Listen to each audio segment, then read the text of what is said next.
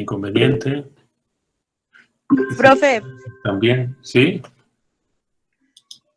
Sí, se me cortó. Sí, estaba en clase, iba a decir presente y me sacó de la llamada. ok, ya está Arely. Y Mariscal, mira, sí está Mariscal. Bueno, ponte buzo, Mariscal, porque tenemos que platicar a ver cómo andas. Sí. Ok, ahora sí, ya vamos a empezar. Vamos a seguir viendo modelado de circuitos, nada más que al final vamos a ver cómo se puede hacer una analogía con el circuito eléctrico y un circuito, digamos, mecánico para pues, cómo modelar un circuito mecánico a través de un circuito eléctrico, cómo las ecuaciones son similares, sobre todo buscando o analizando el sistema de segundo orden de un circuito RLC, cómo puede modelar un sistema con un peso, un amortiguador, un resorte, cómo se puede modelar, pero vamos a seguir modelando algunos circuitos, algunas cosas, pues espero que las tengan presentes, si no, pues que las recuerden. Me comentaba el maestro Rosco, creo que voy a ser tutor en este cuatri de la mayoría de ustedes, creo que en particular de los que están repitiendo. Generalmente me ponen así grupitos especiales de no sé por qué.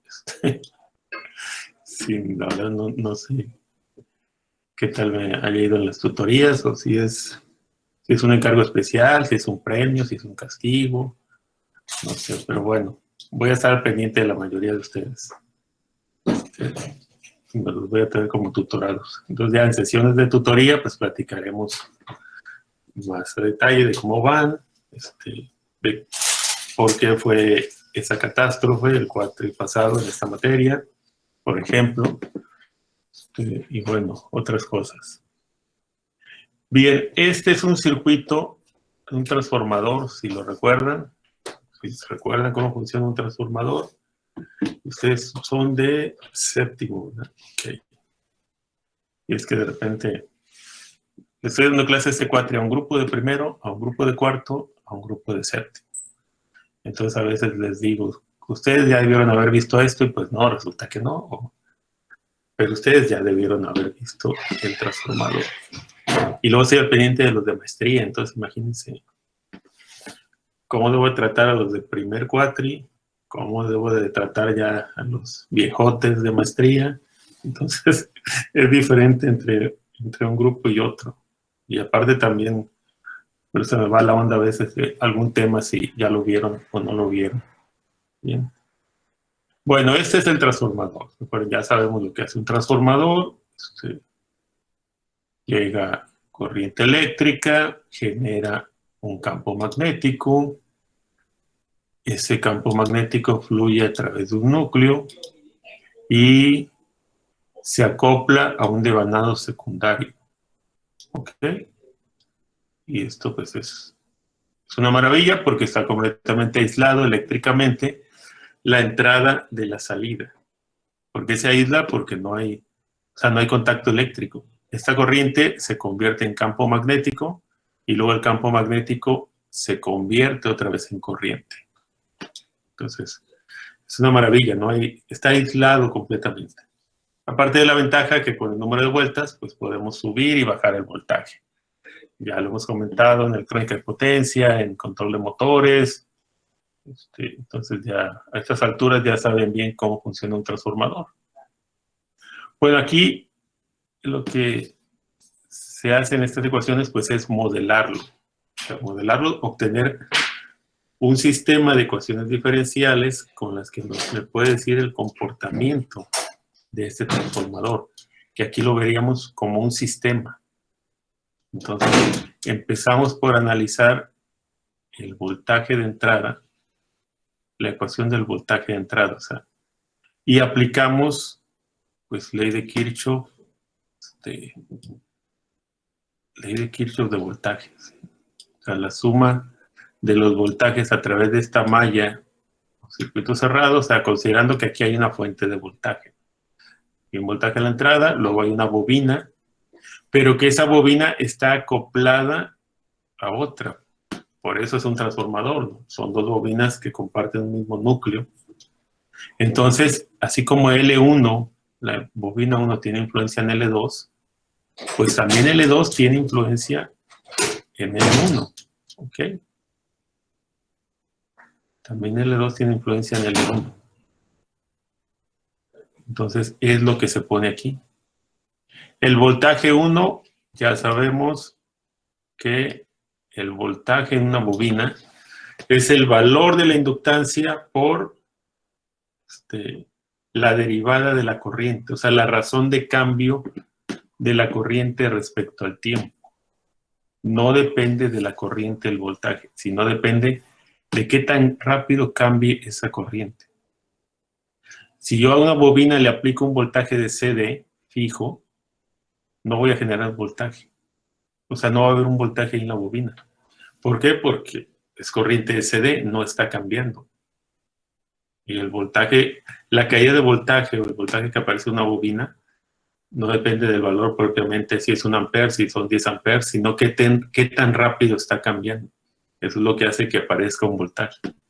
Por eso aquí dice, y eso que digo de qué tan rápido está cambiando, pues en forma matemática, ¿cómo se pone? Pues la derivada de la corriente respecto al tiempo. Esta rama de las matemáticas que inventó Newton, la inventó porque para lo que él quería enunciar las leyes físicas, no había las matemáticas, ¿no? Fíjense qué bueno era, ¿no? O sea, saco unas nuevas teorías, pero no hay las bases matemáticas para fundamentarlas. Bueno, pues primero saco todo, invento o creo una nueva rama de las matemáticas llamada cálculo, y luego a partir de ahí ya enuncio otras teorías. Bueno, eso es la derivada de la corriente respecto al tiempo. ¿Ok? Que no sea con derivadas. En este caso yo creo que no. Por ejemplo, las leyes de Maxwell originales, yo no sé qué laberintos matemáticos, qué jeroglíficos o qué sea, están, para los que las han visto, yo no las he visto, eran bastante complicadas y eran como 20 ecuaciones. Las 4 ecuaciones de Maxwell que se conocen actualmente, digamos que es una reducción o simplificación o una forma de ponerlas más accesibles, más facilitas. Es con notación vectorial y solamente son 4. Ahí sí hubo otra forma de ponerlo. Esto no creo, porque aquí estamos hablando de que el voltaje depende del cambio de corriente. La razón de cambio de corriente respecto al tiempo, y eso pues es la derivada de corriente respecto al tiempo. Y luego más el voltaje que le induciría si existe la otra corriente, ¿no? O sea, ¿por qué? Porque si tenemos, esto es como pues, 2 mallas acopladas. Y si aquí tuviéramos otra fuente de voltaje, tenemos otra fuente y otra corriente, pues esa también induciría una corriente acá, o un voltaje aparecería debido a esta corriente, y de acuerdo a la inductancia mutua, que eso es la L. O sea, entonces es el voltaje que aparece debido a... ¿Sí, Ana Laura? Solo una pregunta. O sea, entonces si no hubiera un transformador y fuera solo la bobina, no se pondría la M, o sea, el más M DI al cuadrado sobre DT, ¿verdad? DI subíndice 2. No DI al cuadrado. Aquí. No, si es una bobina, pues tendríamos el mismo caso que una resistencia, o sea, que formara parte de 2 mallas. Y ahí más bien sería la derivada de la diferencia de las 2 corrientes, de I1 menos I2. Ahí sería lo que aparecería. Creo que ayer vimos algo así, ¿no? Donde una bobina pertenece a las 2 mallas, entonces, pues el voltaje es el valor de la inductancia por la diferencia de las corrientes.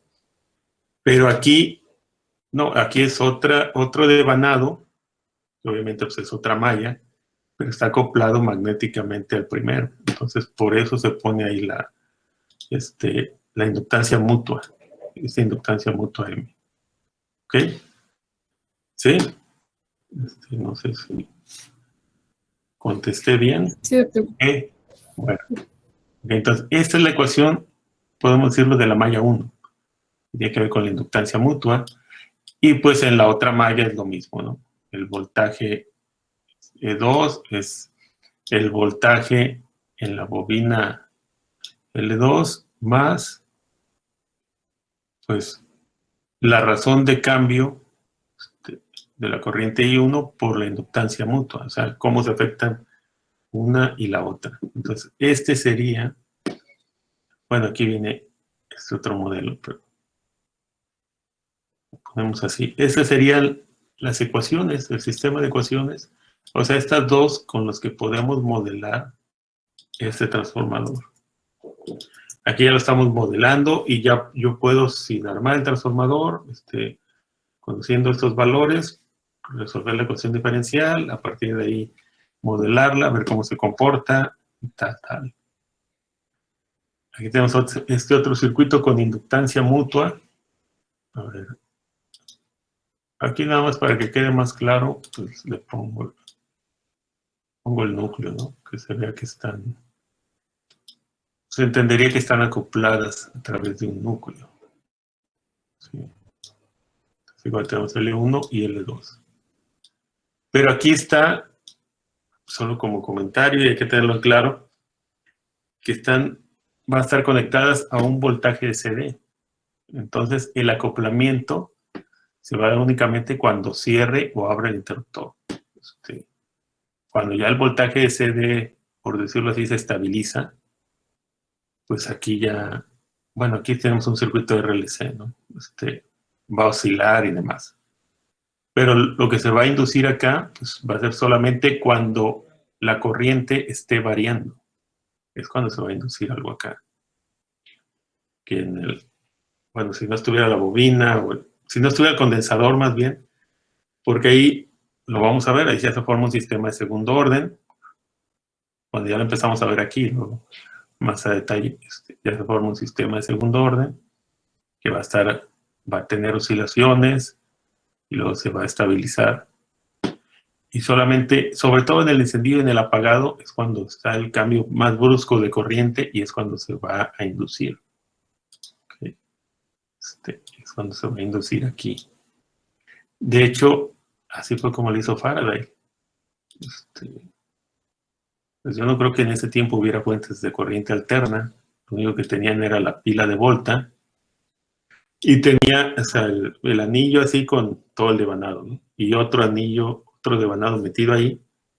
Y observó que cada vez que prendía o apagaba, o sea, abría o cerraba el interruptor con la pila, pues en el segundo devanado, ahí estaba midiendo con un galvanómetro rudimentario, supongo, alguna aguja que se moviera cuando fluía corriente, pues que cada vez que lo abría y cerraba, pues el galvanómetro indicaba que se inducía una corriente. Pues como una maravilla, ¿no? O sea, sin tener contacto eléctrico, un circuito inducía corriente en otro. Y de ahí nació el transformador. Bueno, aquí igual, analizamos primero la malla 1. Bien, entonces es el voltaje de la fuente. O sea, la suma de todos igual a 0. Recuerden, tomamos el signo por donde sale la corriente. Entonces, E menos el voltaje en el condensador, que es 1 en C, la integral de la corriente por dt, menos, bueno, este es el de la fuente, o el del condensador, es este. Luego, la bobina, menos la inductancia por dI en dt, menos el voltaje inducido por la otra corriente, por I2. ¿Sí? Si se presenta ahí una corriente, pues también va a tratar de inducir algo en el primario. Esa es la inductancia mutua entre las dos y la caída de voltaje en la resistencia R1. Eso es igual a 0. ¿Okay?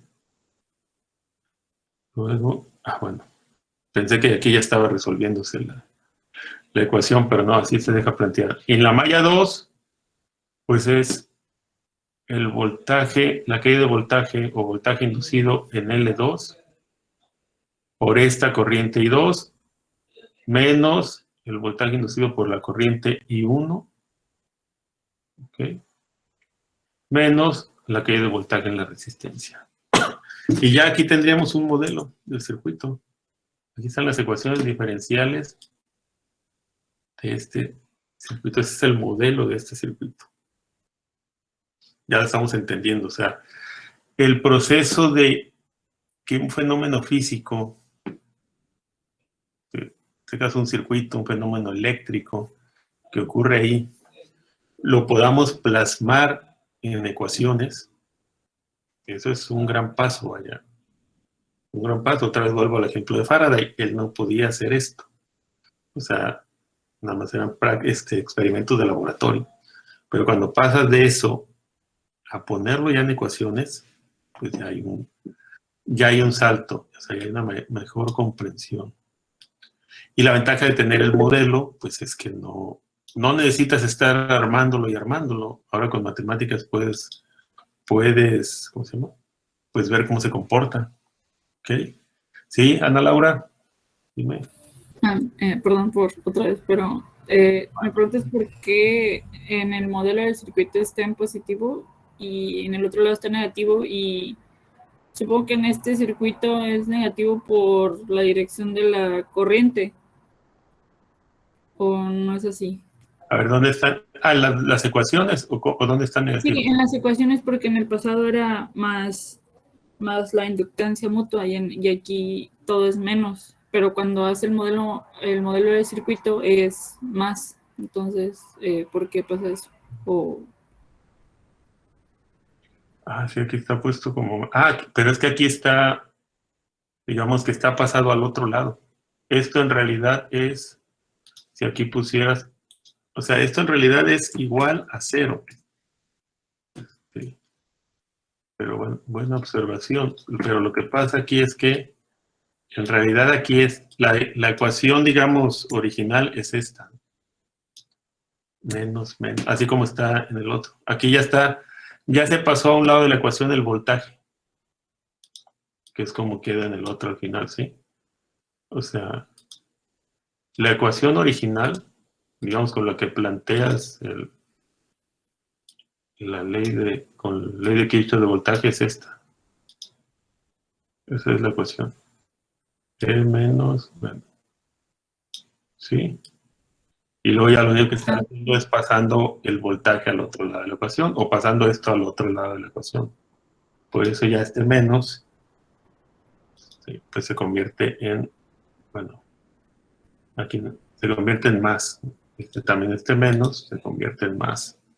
Y esto pues, vamos a quitar. ¿Sí? Ok, sí, Solamente sí. pasando del otro lado. ¿Ok? Bien. Y aquí se está planteando bien, digamos. Primero es la suma de todos los voltajes es igual a 0. ¿Ok? Suma de todos los voltajes igual a 0. Así es como se plantea. Como se debe plantear, pero está el signo negativo. Y luego acá a la derecha, pues nada más se pasó del otro lado. Todos estos negativos se pasaron del otro lado, bueno, se reacomodaron y lo mismo pasó con esta. Bueno, aquí como es igual a 0, pues se está multiplicando todo por menos y ya tienes esa ecuación. Entonces, estas son las ecuaciones diferenciales del circuito. Es el modelo del circuito. Ya estamos modelándolo al establecer estas ecuaciones. Bien. Bueno, no sé si todo bien hasta aquí. Okay. Y ahora hablamos de potencia y energía. Esto, a lo mejor insisto mucho en este tema, pero porque creo que es importante. Y porque, para que no pasen una vergüenza después como ingenieros que les pregunten qué es potencia y qué es energía y no sepan. Bueno, pues energía, ya lo sabemos, es la capacidad de realizar un trabajo y la potencia es la energía por unidad de tiempo. Entonces, la energía se denomina por la letra W. No confundir con watts, obviamente, porque watts es unidad de potencia.